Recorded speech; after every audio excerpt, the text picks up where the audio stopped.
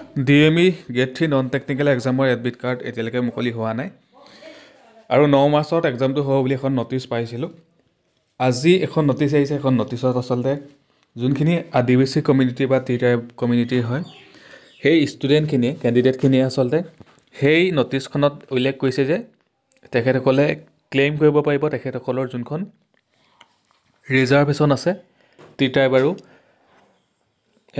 আদিবাসী কমিউনিটিৰ। ঠিক আছে, তাৰ বাহিৰে কোনো ধৰণৰ এডমিট কাৰ্ডৰ নটিচ নাই অহা এতিয়ালৈকে। সেই নটিচখন আচলতে ৰিয়েল নে ফেক সেইটো নাজানো, যোনখন 9 মাৰ্চত হ'ব বুলি আহিছিলে। এক্সামটো আচলতে যেতিয়া এক্সাম এটা হয় DME বা যিকোনো এক্সামেই হওক 10 দিন বা এসপ্তাহৰ আগতে এডমিট কাৰ্ড মুকলি হয়। ঠিক আছে, আজি যোনখন নটিচ আহিছে সেই নটিচখনৰ মতে যদি আপোনালোকে চায় তেতিয়াহ'লে সেইখনত দিয়া আছে 28 ফেব্ৰুৱাৰী অৰ্থাৎ আজিৰ পৰা 3 মাৰ্চলৈকে এডিট কৰিব পৰা অপশ্যন দি দিছে। কিন্তু এডমিট কাৰ্ডৰ বিষয়ে কোনো ধৰণৰ কথা তাতে উল্লেখ নাই।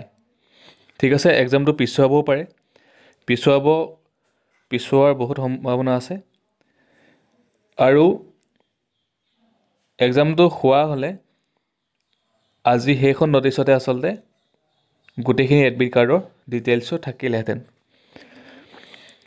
চ' আপোনালোকে কমেণ্ট কৰি জনাব আপোনালোকৰ মন্তব্য হ'ব।